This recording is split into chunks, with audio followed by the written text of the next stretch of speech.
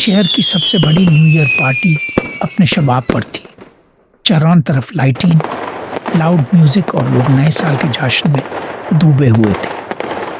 लेकिन आर्यन के लिए यह सब बकवास था। आर्यन एक ऐसा लड़का जो सिर्फ अपने बारे में सोचता था।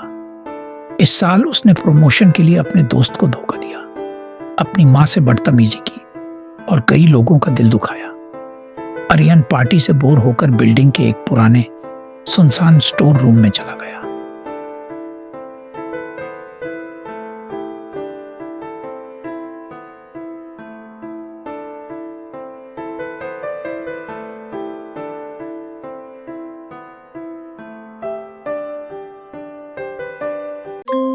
वहां एक धूल से भरा बड़ा सा आईना, मिरर रखा था। आर्यन ने सुना था कि साल के आखिरी मिनट में इस आईने के सामने खड़े होने से असलियत दिखती है, और आईने के सामने खड़ा होकर अपनी आंखें बंद कर ली। सन्नाटा छा गया। म्यूजिक की आवाज अचानक बंद हो गई। सिर्फ एक आवाज आ रही थी, टिक टिक टिक। आर्यन ने आंखें खोली तो उसके होश उड़ गए। आईने में उसकी अपनी शक्ल नहीं थी। वहां एक काला धुंधला सा खड़ा था जिसके शरीर से काली धाराएं बह रही थी। उस साय की आंखें बिल्कुल आर्यन जैसी थी, लेकिन उनमें नफरत और दाढ़ था। अचानक आने से एक ठंडा काला हाथ निकला और आर्यन का गला पकड़कर उसे आने के अंदर खींच लिया। आर्यन एक ऐसी जगह गिरा जहां न जमीन थी न आसमान, चारों तरफ सिर्फ धुआं था। वहां उसे वो लोग दिखने लगे जिन्हें उसने इस साल दुख दिया था।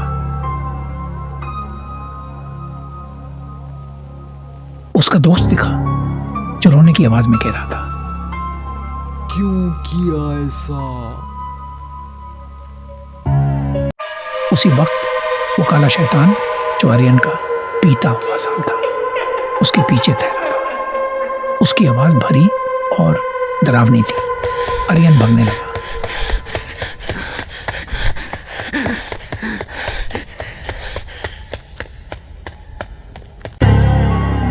और उसे एक रोशनी दिखी, एक दरवाजा जिस पर सुनहरे अक्षरों में 2006 लिखा था।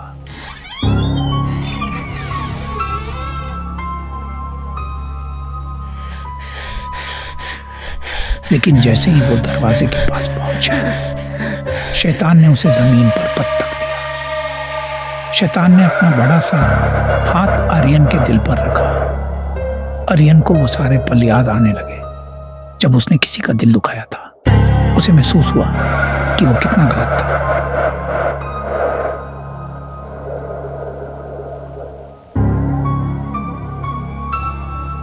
बाहर काउंटडाउन शुरू हो चुका था। 10, 9, 8।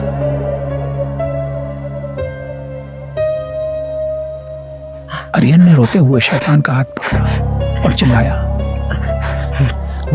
मुझे माफ कर दो। मैं जानता हूँ मैंने बहुत गलतियां की है। जैसे ही उसने अपनी गलती दिल से कबूल की, शैतान का खौफनाक चेहरा बदलने लगा। वो धुआं बनकर बिखरने लगा।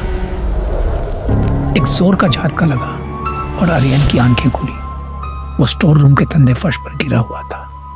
बाहर फायरवर्क्स की गूंज सुनाई दे रही थी। वो लड़खड़ाते हुए उठा और आईने की तरफ देखा। इस बार आईना साफ था। उसमें वही पुराना आर्यन था, लेकिन उसकी आंखों में अब लालच नहीं बल्कि पश्चाताप और एक नई उम्मीद थी। उसने अपना फोन निकाला और सबसे पहले अपनी मां को कॉल किया। हम नए कपड़े पहनकर और पार्टी करके नए साल में तो चले जाते हैं, लेकिन अगर हम वही पुरानी बुरी आदतें साथ लेकर जाएं तो साल कभी नया नहीं होता।